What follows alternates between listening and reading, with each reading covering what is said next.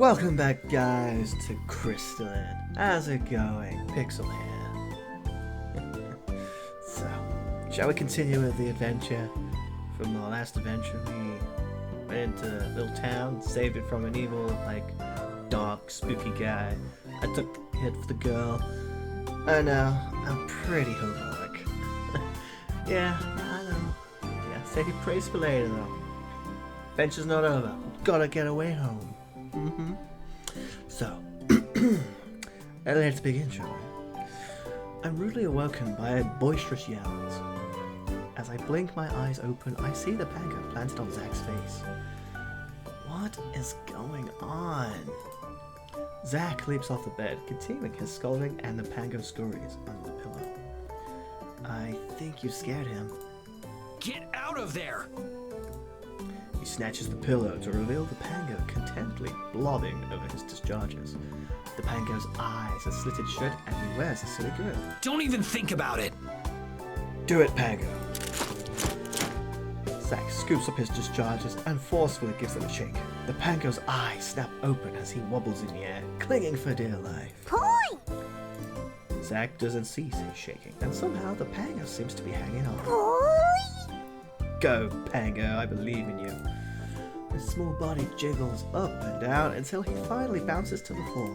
Boy! Shame on you, Zack. He glares daggers at Zack, who is too busy inspecting his discharges to notice.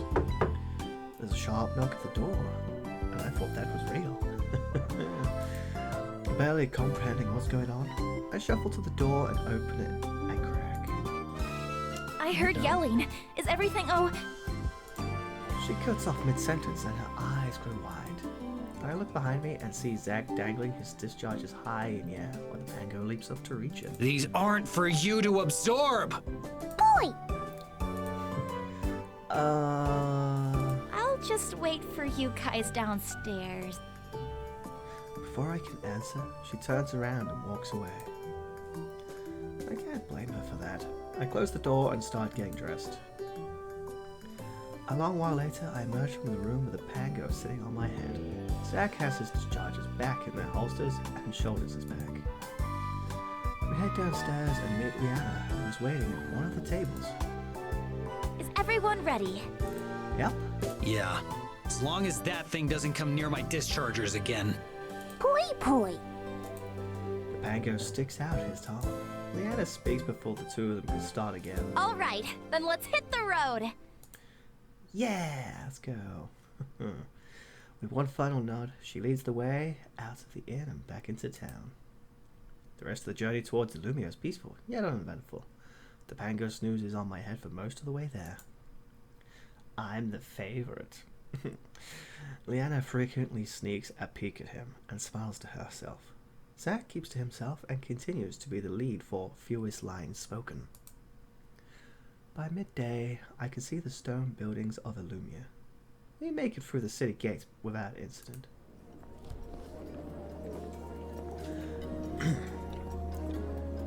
Unlike the quaint houses of Meadowville Village, Illumia is built taller and grander. There's more noise as people fill the streets. Zack stares down a side street. This is me. I crane my neck and peer into an alcove. It's a shortcut to the inn. Liana nods. Safe travels. Hopefully our paths will cross again. Good luck at the Mage Academy. He heads into the alley. Do you think we'll see him again? She shrugs. Mercenaries have a way of just popping up. Let's keep moving. She points to a looming tower with a high steeple. As we get closer, I see that the tower is attached to a castle. Whoa, you studied here? Yep. It definitely looks prestigious. She notices my wonder. What's your academy like? Mercy. I shrug. The usual.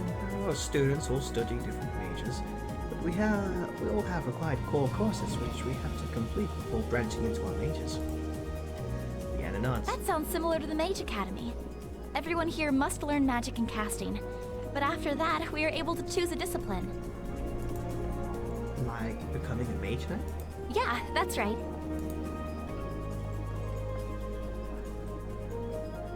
begin making our way down the grand streets of Illumia. Once we arrive at the academy, Leanna pushes right through the wrought iron grates. Grates? Gates, and leads me across the expansive quad. Expansive. I can't work today. Students pass by in flocks, chatting animatedly. Each of them wears nearly identical long clothes, differing only in color. Leanna glances excitedly at a girl wearing a white cloak. Do you know her? No, but we're in the same house. What does that mean? You can tell by her cloak. White means she's learning wind magic. I pay more attention to the specific colors. There's white, red, blue, and green. I bet I can guess which colors represents what. Wind is white, you're nuts. Red is fire, blue is water, and green is earth. She grins. You got it. We walk past an enclosed field. A young man sporting a green cloak holds a book in one hand, and with his other hand aims his manipulator straight ahead. His mouth is pressed in concentration, and beads of sweat line his forehead. After a few tense minutes, the earth rumbles beneath him, and dirt spikes shoot out of the ground. That was awesome. Come on! Leanna pulls on my arm, reverting my attention back to the task at hand. We enter the east wing of the castle and enter open foyer. There are only a scattering of students wandering these halls, and most occupied by an adult wearing long black robes. I assume they must be the professors. Leanna scans each professor we pass as if looking for someone specific. She leads me up a winding staircase, then grins when she spots an old man with grey hair. His robes are pleated with white stripes, and he carries a staff in one hand. Professor Orin. Orin? That sounds like a berry. He's a professor from Pokemon! I hope he can teach me about Pokemon evolution.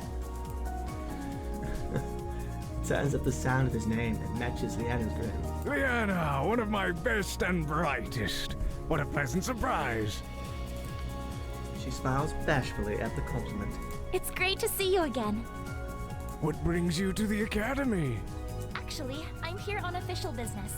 I'm sure you've heard of the random concentrations of magical energy by now. He nods. Well, I found someone who was directly impacted. She gestures to me. I shift awkwardly as his gaze falls on me. Although he looks intently at me, I can sense his curiosity. What exactly do you mean by impacted? I was investigating a report of unusual magic energy in Meadowhill, and it turns out the concentrated energy originated from him. Professor Orin raises a skeptical eyebrow. That level of energy would tear a human apart from the inside. Are you sure you weren't mistaken? My manipulator read the energy level. Maybe we can use the Academy's equipment to scan him again. Yes, let's do that. I do like to be scanned. He motions for us to follow him, then turns down the hallway. We arrive in a spacious room. There's a large device on one end of the room, which is separated by a wall of glass. The device has two panels on the side, which stretch up about 8 feet off the ground. On the other side of the room are a handful of students and professors, who consistently focus their manipulators in what I assume to be magical tests, and every so often jot down notes. A couple of pangos openly roam about the room, mostly ignored by the people. If one wanders a little too close to a crystal, a student chases it away. Otherwise, they leave each other be. I thought you said pangos weren't really welcome in society. Rihanna looks fondly around the room, a reminiscent smile on her face. They aren't, but mages tend to like them. Pongos absorb residue energy on the mage from casting, which is surprisingly nice. Kind of feels like a gentle massage. Professor Oran gives her a soft nudge. Go ahead.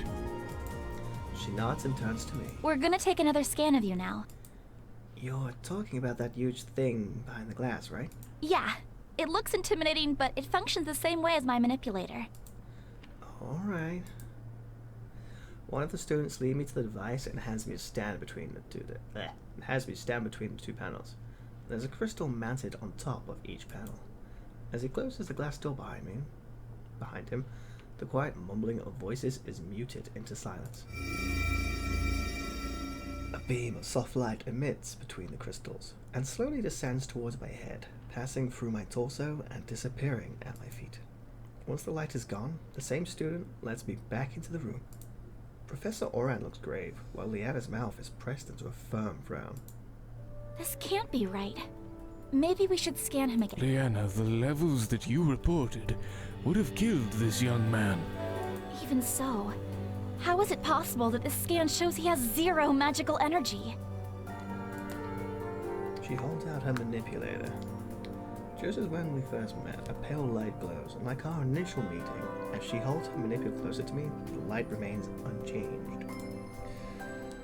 Leanna's face falls. Professor Oran puts a comforting hand on her shoulder. Had he just cast it? Perhaps it was magical residue which you had read. As you know, that tends to slowly leave the body after each magic use. She shakes her head. It was too high a reading to just be residue. I will defend you, Leanna. For the glory, and for those pretty blue eyes. The last time Leanna used her scanner thing on me, that little glowy light was pulsing like crazy. Like, it was almost flatlined. It was beeping so much. Professor Oran seems intrigued. Then perhaps it was a faulty reading from your manipulator. Perhaps. I can hear the skepticism in her voice. It seemed to be working fine before. Leanna shakes her head as if asking me not to continue. I should get back to my students, but I hope I get to see you again. Professor Oran gives Leanna's shoulder one last comforting squeeze before he leaves. While our discussions had been taking place, I noticed the pangos would watch me with interest. A green one starts to gravitate towards us. Maybe it's interested in Leanna's magic. But then why does it look like it's heading towards me? Poi?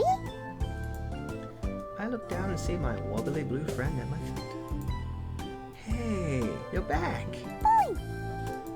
He bounces on the ground and fixes me with his wide smile. Suddenly he stops and stares at the green pango, who blinks back at him. He hops towards it and grins. Poi! Poi poi! Poi! Poi. My pango's eyes widen. Oh, it's my pango. Poi! Poi. Poi poi! I want one. I want one for real. The green pango grins and hops away, and my pango follows it. I have no idea what just happened, but why do I feel all warm and fuzzy inside? As the pangos run off, a professor in a wheelchair rolls towards us. Although he's lost all his hair, he doesn't seem as old as some of the others. Leanna.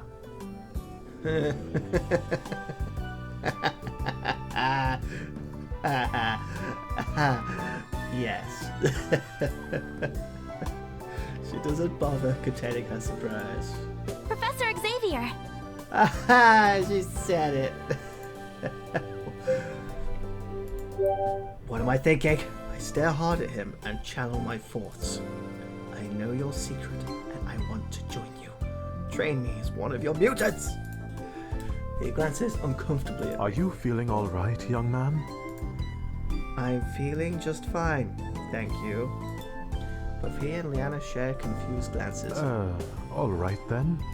Ha! I knew it! He looks at Leanna again and she shrugs. Professor, is there something I can help you with? Leanna, how high was your original energy reading? In the thousands. He creases his brow and ponders quietly. Tell me, are you familiar with the theory of temporal rifts? Leanna and I both shake our head. In the most basic sense, a temporal rift occurs when the fabric of the universe is torn. In the midst of this tear, there is a moment where the parallel worlds overlap. Leanna and I glance sharply at each other. Would it be possible to cross between these worlds? It may be in theory, but it'd be very difficult. After all, that type of travel between worlds would require an immense amount of energy, an amount that no human would be able to manipulate and survive. That's why most elders have dismissed this as nonsense, but listening to all that's been said today, it coincides quite closely with this theory. For the first time since we've arrived at the school, I begin begin to feel a glimmer of hope. What more can you share about this theory? Well, not much, I'm afraid. As I said, most consider it to be either nonsense or too inconsequential to waste their time on. Although there is one man who spent his life developing and researching this theory. He used to be an instructor of this academy. Is he still in Illumia? Unfortunately, he left many years ago in search of Ember Mist. Leanna purses her lips. The hidden city. He nods. If it's hidden, I'm guessing it will be hard to find. Before he can respond, a student with 2 long pigtails strides over. Please allow me to accompany you on your quest. If only you was blue and those pigtails were longer. References. Professor Xavier replies sternly. Absolutely not. Could you elaborate on your disapproval? This is an excellent opportunity to further my research and education. This is not a Mage Academy-sponsored expedition, so there won't be mages around to protect you. It's a dangerous journey, especially given the fact that no one knows the location of Ember Mist. The girl stays silent, and I can practically see the cogs in her head spinning as she contemplates his words. Finally, she nods. Understood. As soon as she finishes speaking, she turns on her heel and walks away. What just happened? Pay her no mind. That's just how she is. Who is she? That's Amelia Estelle, the university's prodigy. She's only a teenager, but already a mage caster, which means she can manipulate 2 different elements at the same time. She's the Black Mage. I flash her a grateful smile for automatically explaining what a mage caster is. I'm guessing mage casters are usually quite a little older than a teen. Leanna grins. Just a little. Most mage casters are in their 40s. My eyes widen. She must really be something special then. Anyway, thank you for all of your help, Professor. I'm sorry I wasn't able to be more helpful, but I wish you the best of luck on your journey. After saying goodbye, his wheelchair moves on its own and pushes him out the room. I knew it! He's moving it with his mind! He's actually using wind magic. With his mind. Leanna shoots me a weird look. What did you think of everything the professor said? It sounds exactly like what happened to me. We should find this Ember Mist City and talk to the professor there. She nods. Unfortunately, no one knows how to get there. Let's stop by the inn. Since it's a hub for travelers from all over, there's bound to be someone who knows something. That sounds like our best course of action. Once agreed, Leanna leads the way out of the academy. I follow her through the twisting roads of Illumia. When asked why it would take so many turns, she said she wanted to avoid the marketplace, which would be so crowded with people we wouldn't be able to walk through. So, we reach the inn. The place is a lot larger than any other inn we've stayed at so far. Along with the smoothly crafted dining table, there's a fireplace along the far wall with labeled jars on the mantel. The place is fairly busy for this time of day, and only a couple of tables are open. Per usual, Leanna speaks with the innkeeper. I see him point towards a couple by the fireplace. When she returns, she drops a key in my hand. Here's the key to your room. I figured we're going to be spending the night here. I nod as I pocket my key. The innkeeper doesn't know how to get to Ember Mist, but he says that couple comes from the far desert. They might know. Maybe we should split up. We can cover more ground that way. Good idea. I'll go talk to that couple first. Okay. As Leanna walks off, I survey the room. Always ask the loner in the corner. Aragorn! The loner types usually travel the world, don't they? I approach the man sitting in the far corner of the inn. His head is down as he does his attacking. Once I get close, I recognize him. Zack? His head shoots up and he stares at me with those familiar stoic eyes. Oh, it's you. You, finish whatever it is you came here to do? Yep. Cool. You're still just as talkative as ever. You finish up at the academy? Yeah, it was interesting. Mages usually are. Well then, told me about the city of Ember Mist. Zack snorts. Sending you on a wild goose chase, huh? I guess that means you don't know where it is either. Nope. Well, it was worth a shot. Alright, well, it was good seeing you. He nods. Asked the cute girl. I approached the pretty redhead by the bar. Hey there. She smiles. Hi.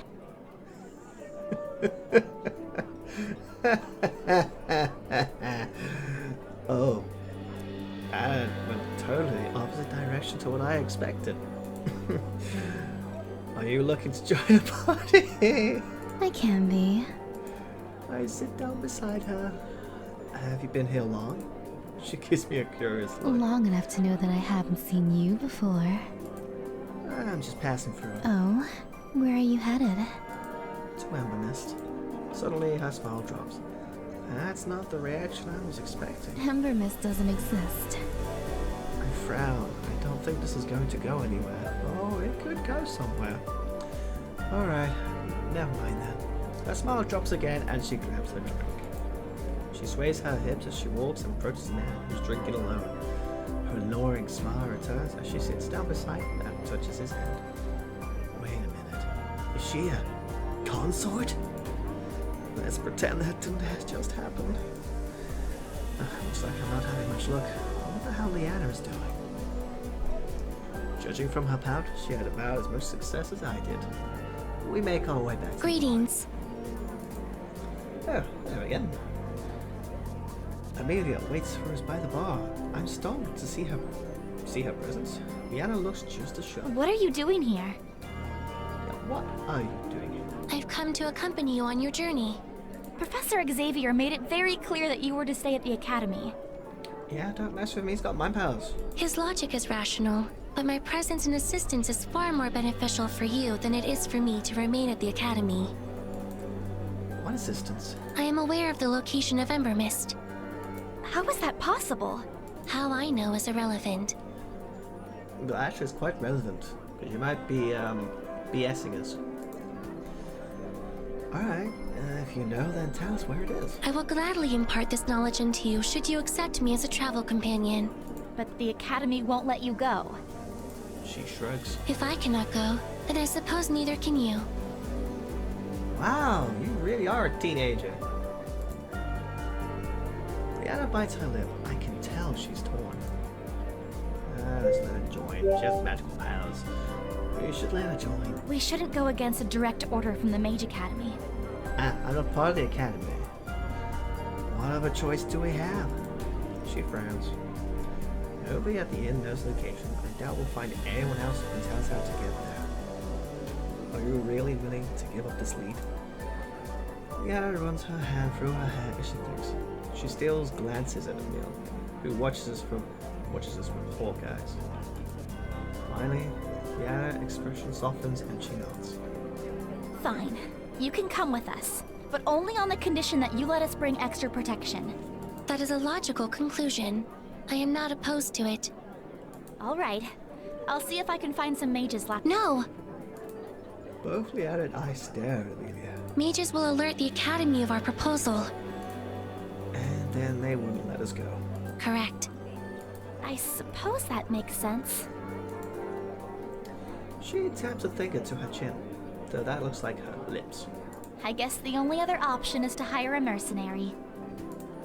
I grin. I have just the person in mind. I lead the two of them to where Zack is sitting. Hey, Zack! He looks up from his tankard. If he's surprised, he doesn't show up. I didn't expect to see you so soon. We were feeling a little bit of separation anxiety. To my surprise, Zack cracks a smile. I'm actually here to do business. Zack cocks his head slightly. You have my attention. We need protection for our newest companion. She nods towards Amelia. He merely stares at Zack. He gives her a once over. Isn't she a mage? Yes, but a student. That is not an accurate description. I am, Leanna glares at her. A student. while not untrue, I have fulfilled the necessary curriculum to be considered. Amelia! Leanna is clearly exasperated. Amelia cocks her head to the side and studies Leanna curiously. Anyway, trying to ask is, are you for hire and will you accept this job? Zack pauses and takes a long swig from his drink. He looks from me to Liana to Amelia, then pauses again. Finally, he nods. All right. Really? That's great. We're headed to Ember Mist. Zack raises an eyebrow at me. You found someone who knows the way. Yep. Point to Amelia. Finger guns. Double finger guns. Interesting.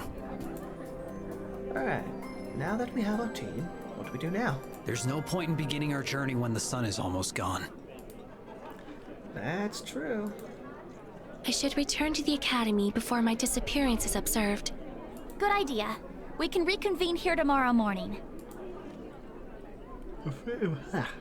Sorry about that. The three of us leave Zack alone and Amelia heads out of the inn. Just as she leaves, a group of young adults burst in.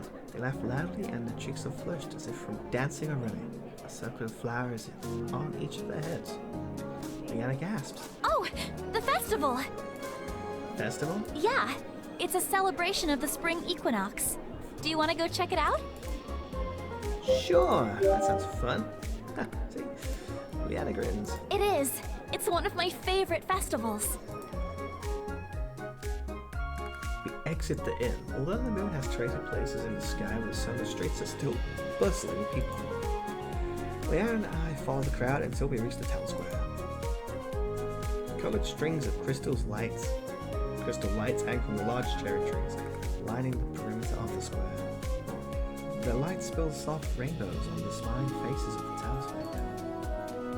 The heavenly aroma of spices and grilled meat entices me towards the festivities. A simple stand is set up on one side of the square, where musicians play a jaunty tune. They tap their feet in time to the beat as dancers whirl around the center of the square. As we pass through the square, people and girls offer circlets of flowers. Liana happily accepts hers and lets the girls place it on their head. It's so beautiful. Everything looks so different. You should have put that on your head for this, that would have been nice. Her eyes sparkle and she taps her feet to the rhythm of the music as she watches the pair of dancers jumping and twirling. For the first time since we met, Liana's face holds no trace of caution. My eyes are drawn to her as her smile lights up her entire face. She turns towards me and I quickly look away. I hope she didn't catch me staring. Would you like to dance?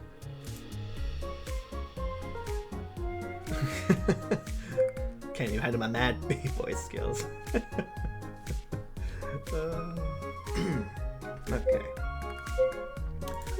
Sure, but I've never danced like that before. Oh? How do you normally dance? Her eyes glitter as she waits expectantly. Suave, elegant. Well, I need a partner. Okay. Liana holds out her hands in one smooth motion. I grab her hand and spin her into me. Oh, I flash her a winning smile as I gently dip her. Her cheeks flush as I bring her back up. that's actually really nice. Oh, I'm good. I'm so suave. Let me show you how we do it here. She takes my hand in hers and pulls me to a more secluded area on the dance floor. For this song, we're gonna raise our right hands up like this so they touch. She bends her elbow and holds up her arm to eye level. Then she moves my arm so it matches her. I can feel the warmth of her fingers as they brush my arm. Our hands will stay here, and we use our right foot to step to the right, then left foot back. Then we'll shift our weight front and back in a ball change. As she speaks, she demonstrates the steps. Then we do the same thing on the left. Left foot left, right foot back, and ball change. What's a ball change? Then we step to the right and spin from behind. Come on, try it with me. All right. We get into a position and Liana counts up. 5, 6, 7, 8. You missed the first 4 numbers. First I step. Ooh, minigame. Okay. Remember and repeat the icon. I can do this. Chop, chop. Oh yeah, so good. Fuck, yeah, fuck. Too easy.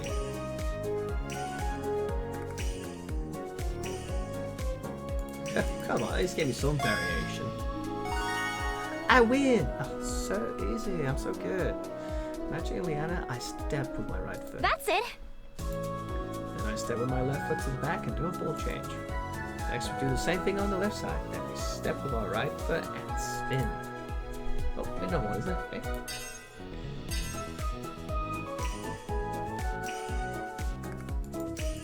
Wow, this is too easy. Oh, oh, oh.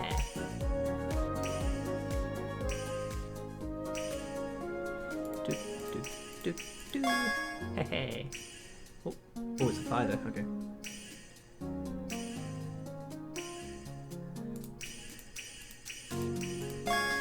I'm pro. I know, I win, I'm good. I step to the right and spin from behind. Liara and I are a step apart. Did we do this right? Are we supposed to be this far apart? Yeah.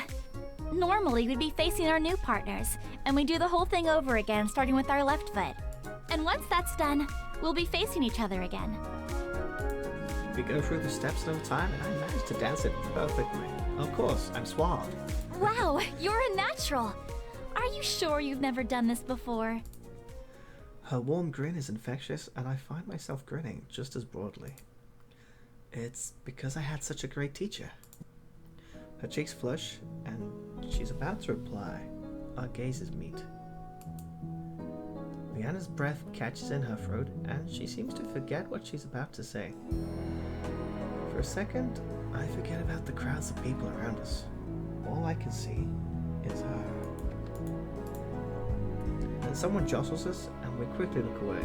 What just happened here? I catch her glancing at me, and she smiles shyly. So, do you think you're ready to join the rest of the dancers? I'm game if you are. I hold out my hand, and she accepts it with that same coy smile. Then I lead her out onto the dance floor. Ah, she's blushing. She likes me. I've got the paladin, babe.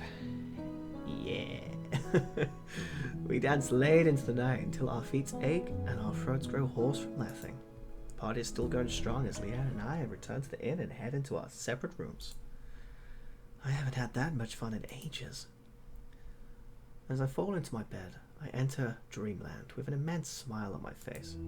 My pango! Where was the pango? Okay. The next morning, we regroup downstairs at the inn as planned. Is everyone now prepared to begin our journey? We all nod, because you're missing a word there. Then let us depart. She leads the way out of the inn and back into the quiet city. Remnants of last night's festival litter the grounds and a series of petals and general debris. The cleanup detail is hard at work. We wear thick gloves as they half-heartedly remove the decorations and debris. I wonder how long they've been working on this. The festivities continued, even after I threw my hat and went to bed. Leo and I share a glance, and she smiles. Ah. We follow her immediately through the twists and turns of the city. Where exactly are we going now? To the Crystal Rail Station. Crystal Rail? Sounds like it might be a train. Leanna speaks up before I even ask. Where are we taking the crystal rail to? Bazada. She looks up in surprise. Ember Mist is in Bazada? They say you can find anything there. She shoots Zack a look, but she returns with his usual stony gaze. What's so surprising about Bazada? It's just closer than I expected. No, Ember Mist is not within Bazada, but Bazada is the closest station to the location of Ember Mist. Leanna still seems skeptical, but doesn't push it. I guess we'll find out whether or not Amelia's right. We continued the rest of the way in silence. After a few minutes, we arrive at the station. The setup is a simpler version of our train stations back home. The ticket booth is right across from the entrance. While they sort out retreating tickets, I look around. Vendors selling food and trinkets line the perimeter of the enclosed space.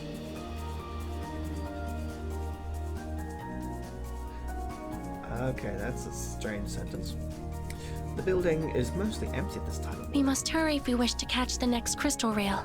It is nearing the platform. Once we get our tickets, we rush down a back alley which opens up to the platform. Arriving on the platform is is a sleek bullet train, porcelain white with windows dotting the side. My jaw drops as I watch it hover over the tracks. A pair of long crystal rows run along the bottom of the train, with identical crystal rows lining the track. It's not a big deal. I'm not too cool to nerd out about this. It's a freaking floating train. I feel almost giddy as we light up to the board. I can't believe it. I'm about to ride on a hover train. Leanna cocks her head to the side. Is this not something you're used to? Not exactly. We have trains too, but they mostly run on diesel and electricity now. The original models were powered by steam. Leanna's eyes widened. That must be some powerful magic. That's not magic, that's just boiling water. This is magic. Leanna smiles. Boy. Pango! Pango eyes the crystals of the train, his mouth open in anticipation. Leanna notices and snatches him up. Boy. He wriggles at first, but after she gives him a few pats on the head, he calms down and grins at her. We're about to board the train when the attendant stops us. Sorry, Pongas are not allowed due to equipment which are sensitive to energy absorption. Oh, Leanna looks sadly at the blue guy in her arms. I'm sorry, my friend, but I think this is where we say goodbye. He blinks back at her in confusion, a worried smile on his face. Boy? Leanna's lip trembles. I'm Oh, no. sorry. Don't cry! No! She gives him a final hug and sets him down on the ground. Then, with glassy eyes full of tears, she rushes into the train. The Pango blinks. Ah, she's sensitive paladin. Boy? Wait, am I losing my Pango? Amelia cocks her head to the side and looks at it. The Pango mimics her. Boy? I have not known you long, but I will be saddened to see you go. She nods and then hops onto the train. Zack looks at the Pango and instinctively his hand protects his guns. Try not to eat anyone else's weapon. Boy? The Pango blinks at Zack's retreating form. Finally, it's my turn. I'll miss you. Ah. He blinks and grins. Boy? I didn't expect this to be so difficult.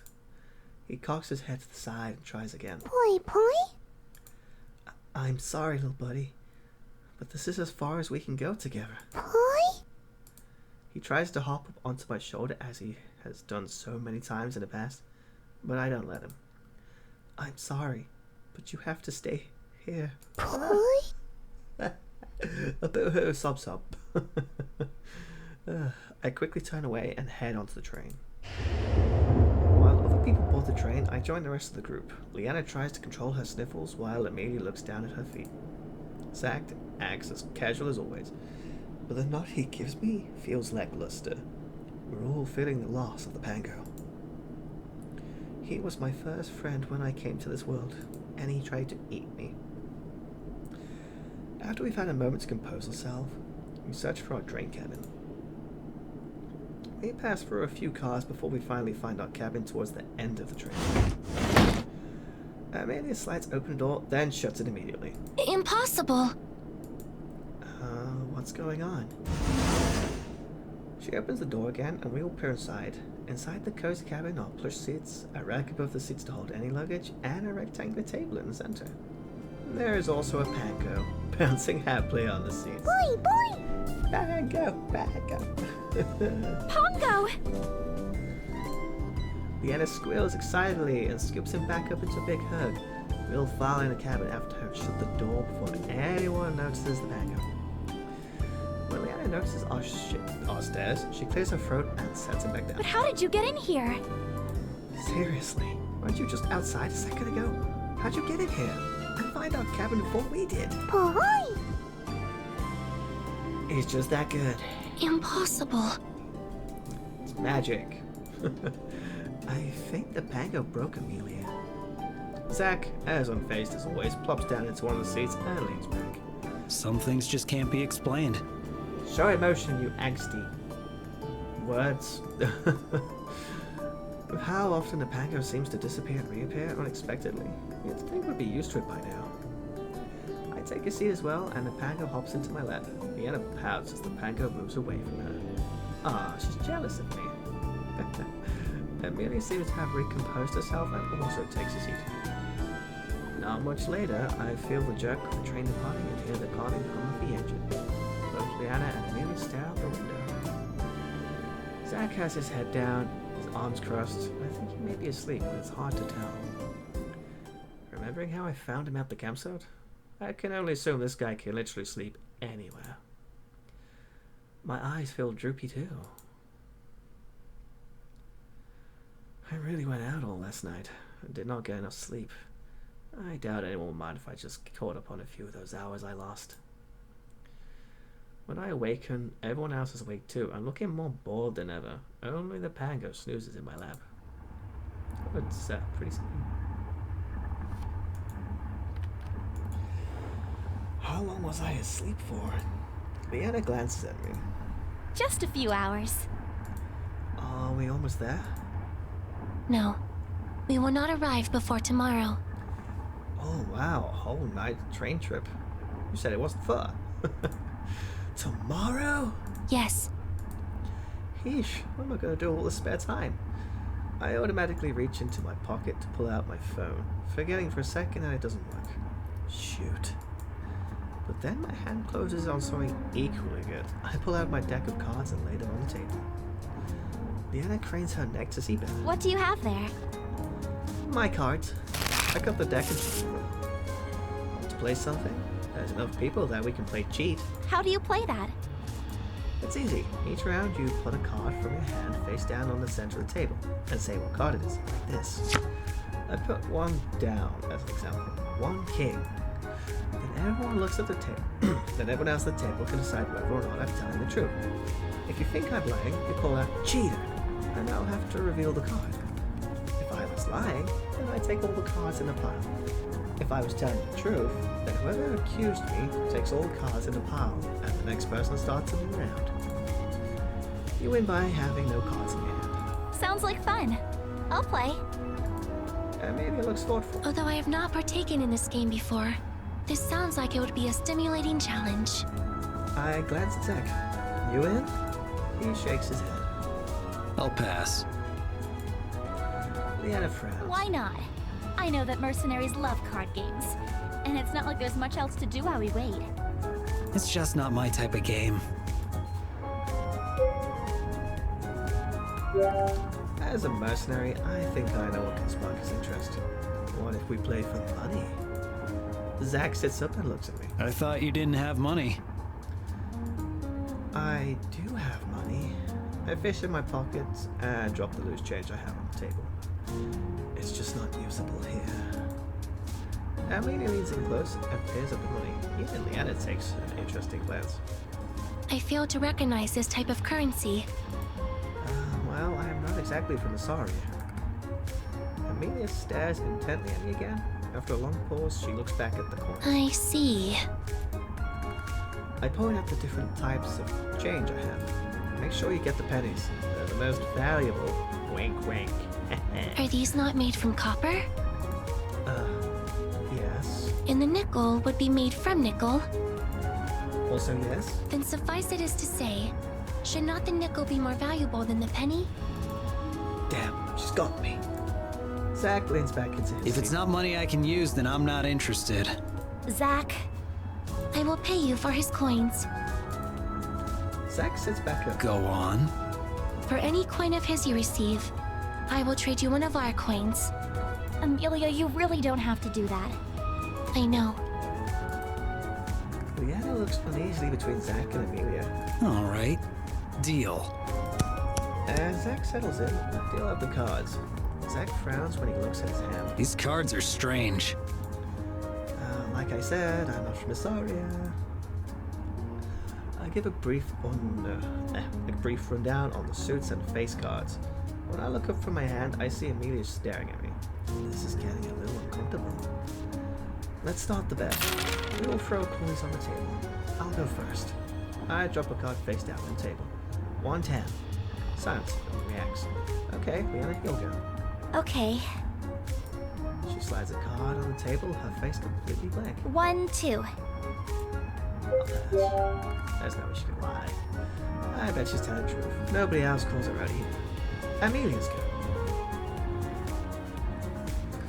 First, her face even more stoic than Leanna's. Amelia places a card onto the table. 1 queen.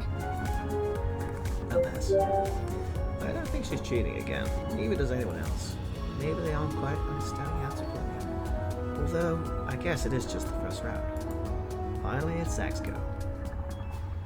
In usual Zach fashion, he stoically slips a card down. 2 8s. Cheater. Whoa, she was fast. Without breaking from her poker face, he flips over the card to reveal different cards than 8. Silently, he collects the pile. We count how many cards each person has in a hand, and whoever has the lowest number so far collects the first round of bets. Then we throw in the next round of bets. Okay, me again. Stick with the truth. Show or tell. Maybe I should mess them a little. I purposely let it slip on my face that I might be lying. 2 3s. Deanna calls me out.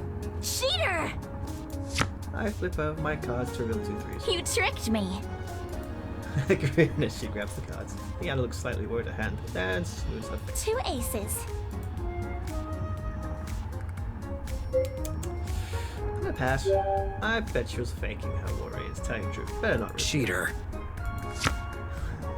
See? It was all a ploy, she copied me. Leanna grins as she flips over the 2 aces. Zach wordlessly collects the cards. Doesn't have to stay silent. Amelia... Sorry. Amelia puts down her cards. 2 7s. I just can't read you. My poker face is just too good. I can't tell if she's cheating or not, so I'm going to stay silent. Nobody else calls her out. Without delay, Zach lays down his cards. 2 5s. Before anyone has a chance to react, Amelia calls him out. Cheater. Zach grumbles under his breath as he collects the pile. Amelia looks smug at Zach's disgruntledness. The bet for this round goes to the winner, and we start a new pile. Back to me again.